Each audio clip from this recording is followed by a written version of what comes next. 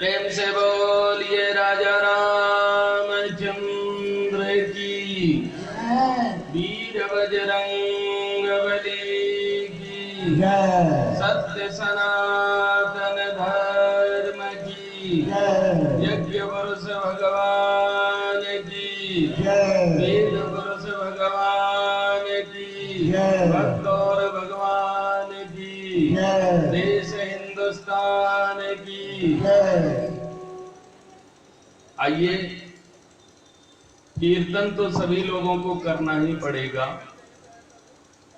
क्योंकि कीर्तन जो है ना, उसका सही सही काम और नाम है, कीर्तन का नाम है पृथक्करण। जैसे रोटी को चकला बेलना दोनों में अगर नहीं चिपकने देना हो तो परथन लगाया जाता है।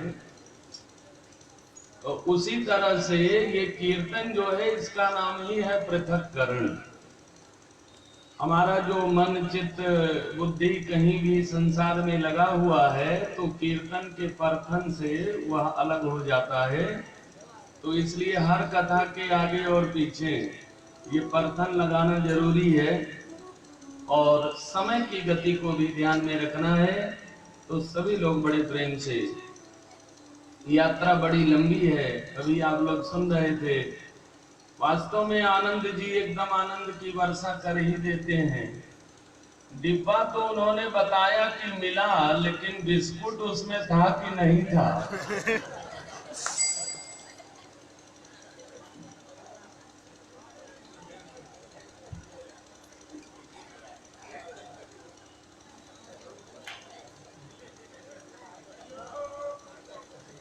आइए,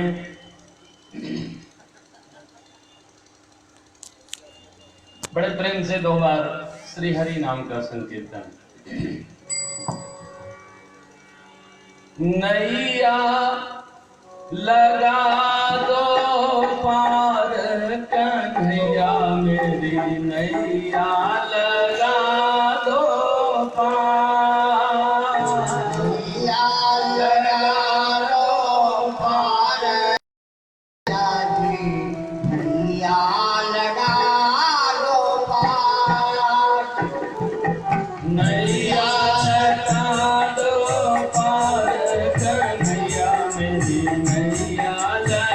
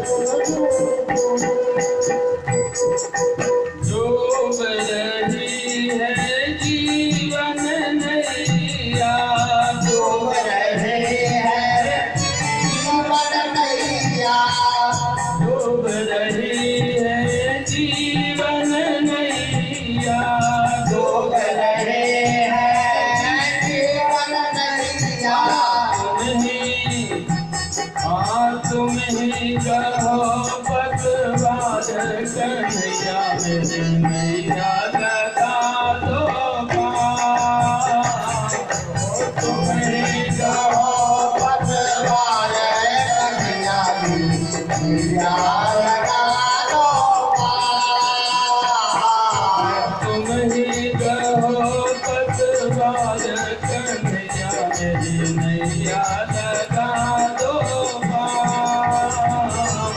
नैया पार कन्हैया नैया लगा दो पार। नैया लगा दो पार कन्हैया मेरी नैया लगा दो पार। नैया लगा दो पार कन्हैया नैया लगा दो पार। लगा दो पार।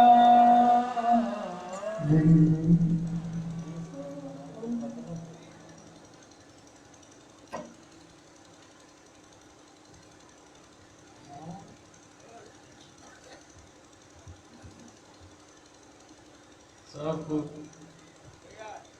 बोलो सियावर रामचंद्र की। लोकाभिरामं रणरङ्गधीरं राजीवनेत्रं रघुवंशनाथं कारुण्यरूपं करुणाकरं तं श्रीरामचन्द्रं शरणं प्रपद्ये। श्रीरामचन्द्रं शरणं प्रपद्ये। सुग्रीवमित्रं परमं पवित्रं सीताकलत्रं नवमेघगात्रं कारुण्यपात्रं शतपत्रनेत्रं श्रीरामचन्द्रं सततं नमामि। श्रीरामचन्द्रं शिरसा नमामि। यत्र यत्र रघुनाथकीर्तनं तत्र तत्र कृतमस्तकाञ्जलिं बाष्पवारि परिपूर्णलोचनं मारुतिं नमत राक्षसान्तकं। गुरुर्ब्रह्मा गुरुर्विष्णु गुरुर्देवो महेश्वर गुरुर्साक्षात् परब्रह्मा तस्मै श्री गुरवे नमः। तस्मै श्री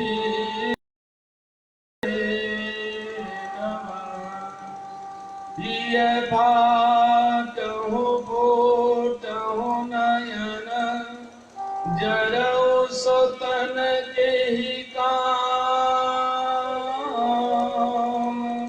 द्रवे स्रवे पुल के नहीं सुमिरन रघुवीर।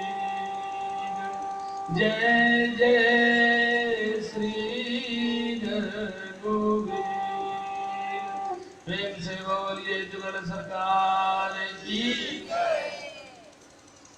परम श्रद्धेय इस परम प्राचीन संत सम्मेलन के कर्णधार अवध धाम के प्रतिष्ठित स्थान श्री रामानंद भवन के परम पूज्य महंत श्रद्धेय श्री प्रभुदास जी शास्त्री जी उर्फ प्रमोद दास शास्त्री जी महाराज, इस परम पवित्र सम्मेलन में पधारे हुए भगवान बोध भावन विश्वेश की नगरी से हम सब लोगों के बीच विराजमान साक्षात शिव जी के मूर्ति स्वरूप श्री सदन बिहारी जी आनंद की वर्षा जो कर रहे हैं, परम श्रद्धेय श्री आनंद दर्शन जी महाराज, परम श्रद्धेया प्रज्ञा भारती जी और इस मिथिला धाम की परम विभूति स्वर के माध्यम से ईश्वर की साधना में जो लगे हुए देव स्वरूप हैं, हमारे सभी संगीतकार महानुभाव, इस संत सम्मेलन समिति के सभी सदस्य पदाधिकारीगण, परम पवित्र इस मिथिला के प्रांगण और यहाँ इस संत सम्मेलन के परम पवित्र प्रांगण में उपस्थित सभी सनातन धर्म प्रेमी सज्जनों, श्रद्धा और स्नेहमयी माताओं बहनों, जिनकी संख्या कम है, वो हमारे भारत के भविष्य, सभी नवयुवक बंधुओं, प्रिय बच्चों, भगवान की कृपा से आज हम सब लोग इस महाधिवेशन संत सम्मेलन के तीसरे दिवस के प्रवचन सत्र में बैठे हुए हैं और आज हमारा नंबर भी तीसरे स्थान पर लगा है।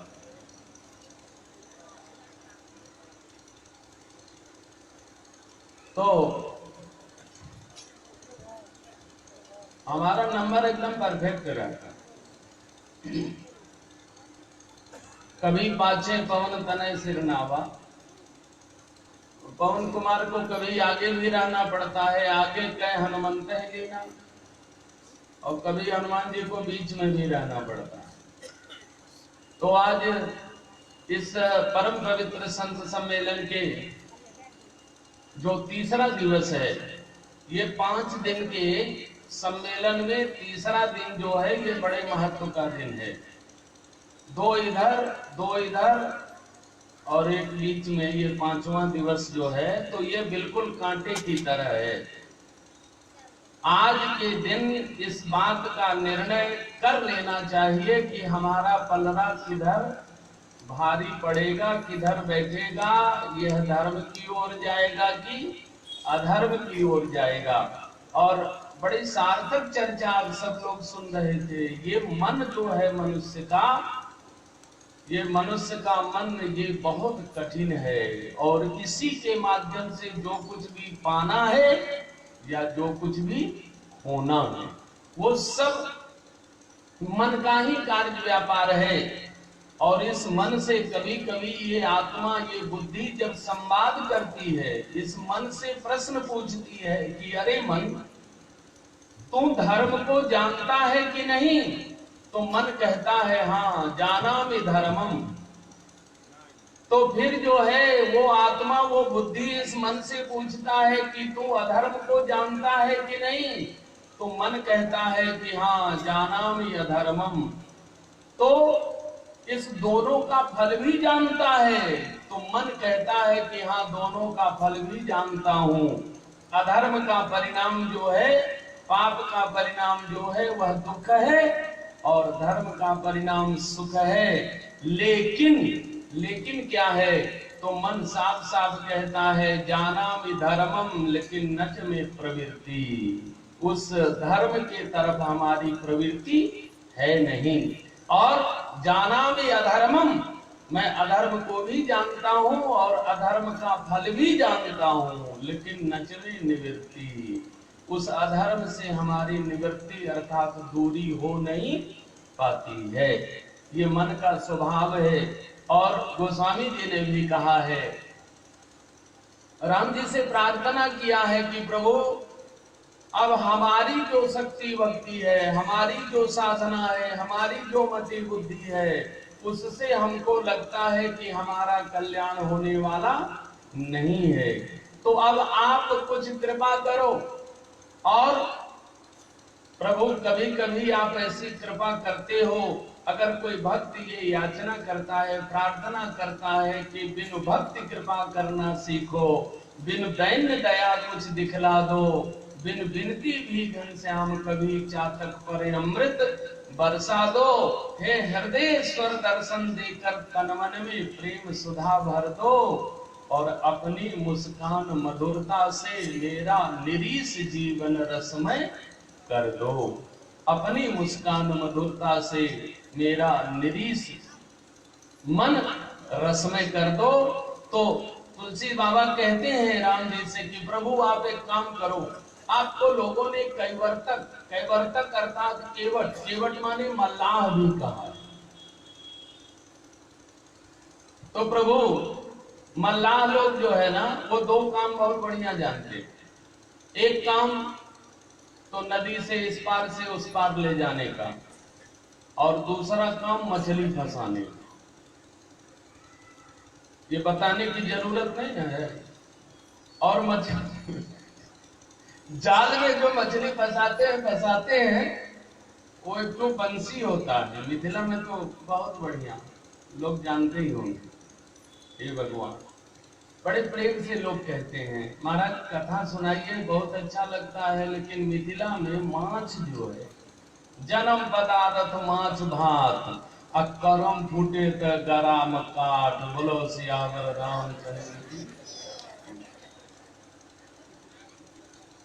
तो तुलसी बाबा भी कहते हैं कि प्रभु आप अगर मल्लाह हो तो मल्लाह जो है ना वो मछली फंसाने का काम बहुत बढ़िया करता है। और हमारा ये मन जो है, ये हमारा मन भी मछली बन गया है। तुलसी बाबा कहते हैं कि विषय बारी मन मीन भिन्न नहीं होत कबहु पल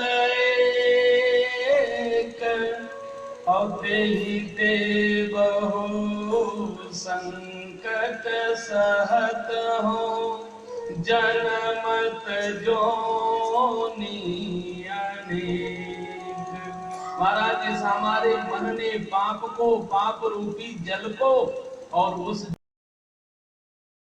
है इस मन को डर लगने लगा है कि इस पाप रूपी जल से जैसे ही मैं निकलूंगा तो हमारा प्राण चला जाएगा।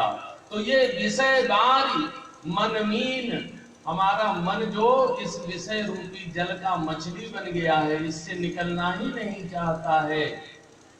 भिन्न नहीं होत कबहु पल एक, तो इसके कारण हमारे जीवन में बहुत सी कठिन कबहु पल एक, और तेहि ते बहु संकट सहत हो, जनमत जोनी अनेक। इसीलिए मुझे बार बार इस संसार में जन्म लेना पड़ता है और बार बार मुझे मरना पड़ता है। क्यों? क्योंकि इस कलेवर का, इस काया का, इसमें रहने वाले मन का, इसमें रहने वाले चित्त का, बुद्धि का, अहंकार, और सबसे बड़ी भूमिका मन की होती है। अंते जामती।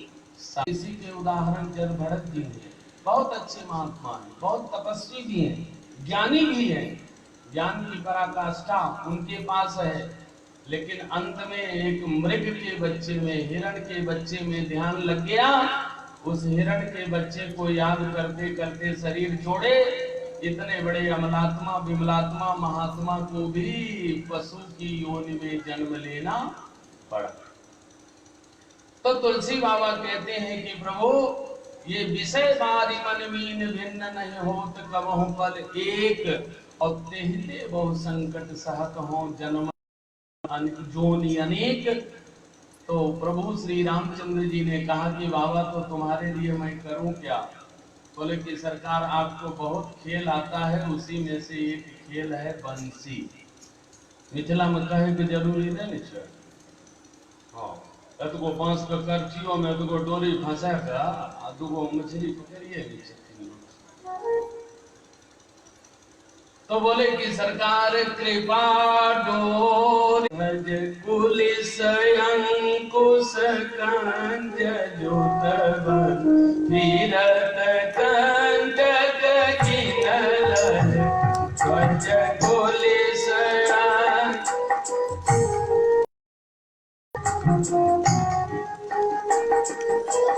किनल श्री राम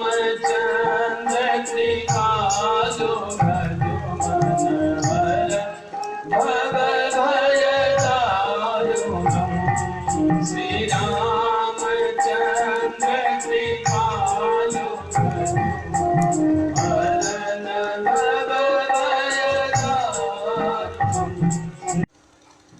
यही विधि वेग हरहु मेरो दुख कौतुक राम तिहारो।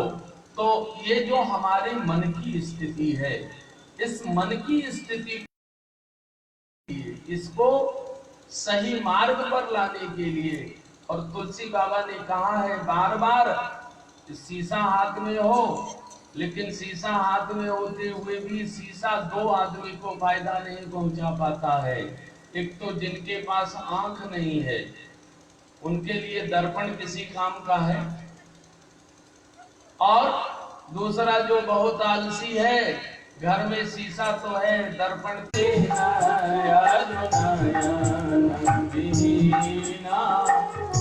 राम रूप देखहि कीन दीना, राम रूप देखहि कीन दीना, मुकुर मलिन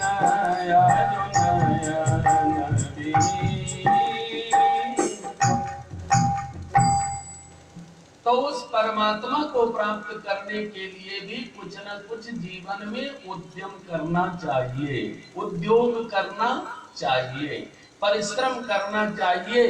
और वह किस प्रकार से करना चाहिए, क्रमशः उसका वर्णन रामायण ने बताया, रामचरितमानस ने बताया। प्रथम ही विप्र चरण यति प्रीति, निज धर्म निरत श्रुत रीति, और तेहि कर फल मन विषय विरागा, और तब मम धर्म उपज अनुरागा। ये जो सोपान है, ये जो सीढ़ियां हैं, इन सीढ़ियों से क्रमशः एक एक साधना को संपन्न करते हुए, उस साधना की एक एक सीढ़ियों को चढ़ते हुए, और तब जाकर के जीवन में कहीं साधना की उस उच्च पुस्तकालय में न मिले, उसको रामायण में आकर के खोजना चाहिए, यहाँ जरूर मिल जाएगा। और आज तीसरे दिवस पर रामायण के इस 3 सूत्र पर केवल चर्चा। पहला, वेदांत की चर्चा हम सब लोग बहुत सुनते, वेदांत भी रामचरितमानस में, वेदांत के बाद सिद्धांत, वह सिद्धांत भी रामचरितमानस में, और सिद्धांत के बाद दृष्टांत भी रामचरितमानस में ही आपको मिलेगा। अब वेदांत क्या है? वेदांत क्या है? एक दिन एक शब्द में हमने परिभाषा बताया था। 500 जो वेदांत के ब्रह्म सूत्र हैं, उस 500 ब्रह्म सूत्र में से उस परमात्मा की व्याप्ति का ज्ञान केवल होता है। और वेदांत का एक ही विषय है, तद ब्रह्मम विजिज्ञासस्व। केवल और केवल मनुष्य को उस ब्रह्म की ही जिज्ञासा करनी चाहिए। तद ब्रह्मम विजिज्ञासस्व।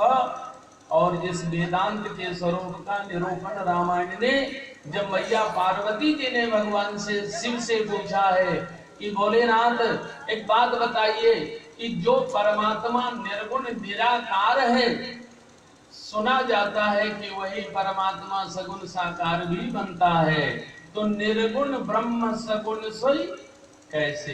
ये दोनों ऐसे विजातीय गुण हैं, निर्गुण और सगुण।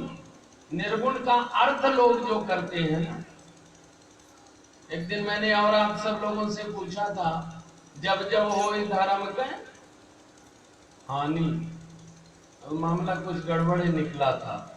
जदा जदा ही धर्मस्य ग्लानिर्भवति, जब जब धर्म की हानि होती है तब तब परमात्मा की हानि अवतार होता है। यह बात यथार्थ नहीं है। ठीक उसी प्रकार से निर्गुण का अर्थ जो करते हैं कि निःशेषः सर्वे गुणाः यस्मात्, जिसमें किसी प्रकार का कोई गुण न हो, जो सभी गुणों से रहित हो, उसको कहते हैं निर्गुण। अच्छा, अगर वो सभी गुणों से रहित है तो इस संसार को इतना गुण देता कौन? और वह निराकार अर्थात वह सभी आकार से रहित अगर है, खाली है, शून्य है, तो इस संसार में इतने प्रकार का जो आकार और प्रकार है, वो आकार प्रकार इस संसार को देता कौन है? तो इसको रामचरितमानस ने बताया सही वेदांत की परिभाषा को। कहा देखो निर्गुण ब्रह्म सगुण सोई कैसे, निर्गुण ब्रह्म सगुण सोई कैसे, जल ही उपल बिलग नहीं जैसे, जल ही उपल बिलग नहीं जैसे, जय सिया राम जय जय सिया राम, जय सिया राम जय जय सिया राम। रघुपति राघव राजा राम, रघुपति राघव राजा राम, श्री राम जय राम जय जय राम।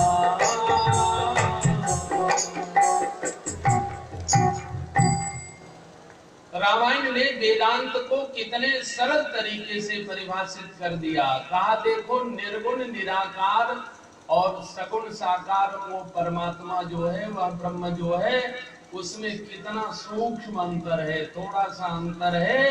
कहा जल हिम उपल बिलग नहीं जैसे, जिस प्रकार से हम लोग पानी को फ्रिज में फ्रीजर में डाल देते हैं तो वो बर्फ के रूप में जम जाता है, और बर्फ के रूप में जो एक गिलास एक कटोरी पानी जम जाता है ना, जब प्यास लगा हो तो एक नहीं कई कटोरी बर्फ को चाट जाइए लेकिन प्यास बुझती, जानते सब है लेकिन मानते कोई नहीं। जानते सब लोग, बर्फ का टुकड़ा चाहे जितना चाट लिया जाए लेकिन बिना एक गिलास जल के कभी प्यास बुझती नहीं है। तो बस निर्गुण निराकार और सगुण साकार परमात्मा में उतना ही अंतर है। वह निर्गुण निराकार अवस्था में जब रहते हैं तब वो परमात्मा, ये सगुण संसार जो है ये हम लोगों के लिए बहुत उपयोगी रहते नहीं है। क्यों? क्योंकि ना तो हम उस परमात्मा का इन आंखों से दर्शन कर सकते हैं, ना तो हम उनसे किसी प्रकार की प्रार्थना कर सकते हैं, ना तो हम उनको भोग लगा के कुछ प्रसाद पा सकते हैं, और ना ही उनका चरण धो करके चरणामृत पी सकते हैं। जब कोई आकार ही नहीं है तो फिर हम उस निराकार का ध्यान कैसे करेंगे, यह भी एक बहुत बड़ी समस्या है। तो ये निर्गुण निराकार परमात्मा उसी प्रकार से हैं जैसे हम लोग पानी को ठंडा करने के लिए फ्रिज में डालते हैं और वो बर्फ के रूप में परिवर्तित हो जाता है, और जब तक वह बर्फ के रूप में रहता है तब तक हमारे लिए उतना उपयोगी नहीं रहता है। लेकिन वही निराकार परम प्रभु परमात्मा वो भगत प्रेम बस सगुन सो होई, वही निर्गुण निराकार एक अरूप अलख अज जोई, जिसका कोई रूप नहीं है, अरूप है, जिसको देखा नहीं जा सकता है, अलख है, जो अज माने अजन्मा है, बोले वही भगत प्रेम बस सगुन सो होई। वही निर्गुण निराकार परमात्मा जब किसी भक्त के संबंध को स्वीकार कर लेता है तो वह निराकार जो है वह नीर का आकार निराकार हो जाता है। जब तक हिमालय पर जो है ना बर्फ के रूप में जल रहता है तब तक वह यहाँ रहने वाले के लिए उपयोगी नहीं है, लेकिन थोड़ी सी गर्मी से वही ग्लेशियर वही बर्फ जब पिघलता है और गंगा मैया, कमला मैया, जमुना मैया, विमला मैया के माध्यम से जब हमारे राजनगर के अगल बगल से भी गुजरती हैं तो स्नान के काम में भी आती हैं, और चाहे जल का जिस प्रकार का उपयोग करना चाहें वो कर सकते हैं। मैं एक बात कहा करता हूँ, इस दुनिया का सबसे बड़ा सफाई कर्मचारी कौन है? जल है। संसार में चाहे जितने प्रकार की गंदगी हो, उस सब गंदगी को साफ करने का काम जल कर देता है, और जल के सफाई का काम जल में रहने वाली मछली कर देती। अब मछली के सफाई का काम बोलो सियावर रामचंद्र की। ये आदमी से बढ़कर के दूसरा कोई सफाई कर्मचारी है ही नहीं। और संसार का सबसे बड़ा सफाई कर्मचारी जल। किसी भी प्रकार का मल हो, चाहे ग्रीस लग गया हो, चाहे मोबिल लग गया हो, चाहे पेंट लग गया हो, संबंध को स्वीकार कर लेता है और नील के आकार में जब ऊपर से नीचे की ओर उसका अवतरण हो जाता है, वह किसी आकार को धारण कर लेता है। तब यहीं पर वेदांत जो है ना बिल्कुल सरल हो जाता है। कहा एक यरो पयल जो एक यरो पयल जो भगत प्रेम बस सगुण सोई। भगत प्रेम बस सगुण सोई। जय सिया राम, जय जय सिया राम, जय सिया राम, जय जय सिया राम। रघुपति राघव राजा राम, रघुपति राघव राजा राम। श्री राम जय राम, जय जय राम। श्री राम जय राम, जय जय राम। ये हुआ वेदांत, निर्गुण और सगुण का निरूपण। बस यही दो वेदांत का विषय। अब सिद्धांत। सिद्धांत क्या है?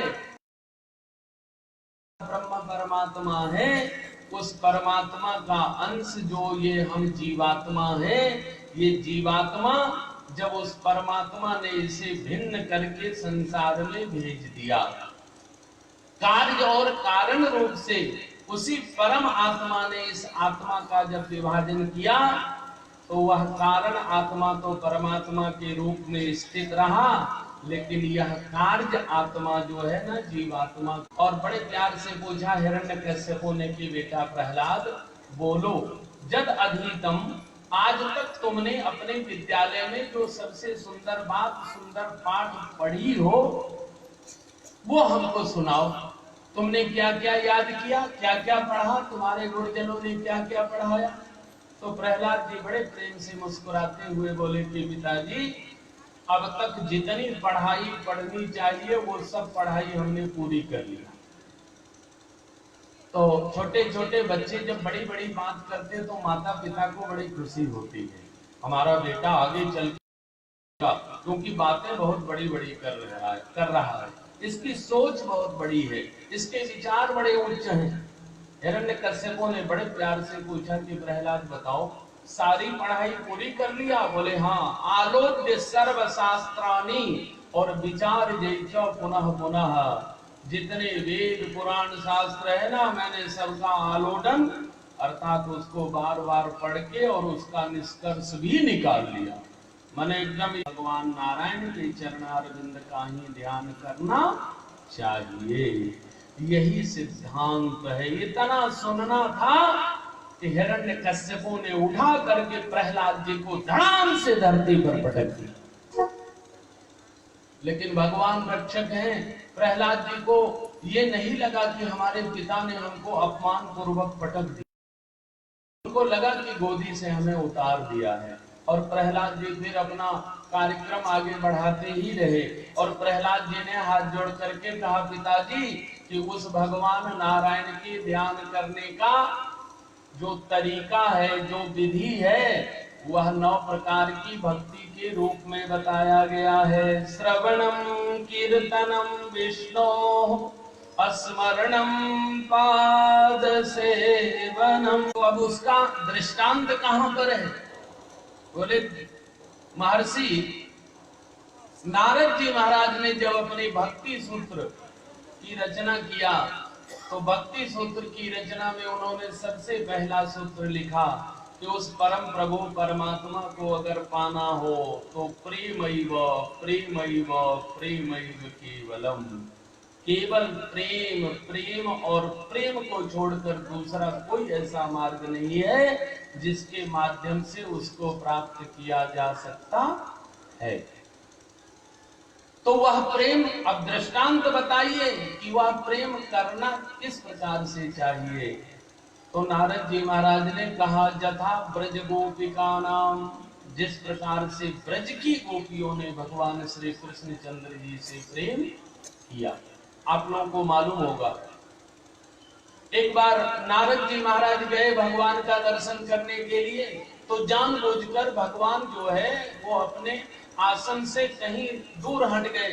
नारद जी महाराज ने देखा कि भगवान के सिरहाने में एक डायरी रखी हुई है। नारद जी ने सोचा जरूर ये भगवान की पर्सनल डायरी है और इसमें भगवान के परम प्रिय भक्तों का नाम जरूर लिखा होगा। नारद जी ने पहला पन्ना खोला तो देखा एक नंबर पर, दूसरे नंबर पर, तीसरे नंबर पर, 10 नंबर तक देख लिया, लेकिन नारद जी ने देखा कि 10 नंबर तक के भक्तों की सूची में, लिस्ट में हमारा नाम नहीं। सबसे ऊपर नाम किसका है? ब्रज की गोपियों का नाम है, उन ग्वालिनों का नाम है जो कभी प्राइमरी स्कूल का मुंह भी नहीं देखे, वेद वेदांत पढ़ने की बात तो दूर रही। उन ग्वाल वालों की ये छाती पर हाथ क्यों रखे हुए हैं? भगवान ने कहा कि बहुत जोर से दर्द हो रहा है सीने में। नारद जी तो परम प्रिय भक्त हैं भगवान के, बोले प्रभु ये आपके सीने का दर्द ठीक कैसे होगा, किस दवा से? वो दवा कहाँ मिलेगी? मैं तो तीनों लोकों में एक क्षण में घूम करके आ सकता हूँ, प्रभु बताइए।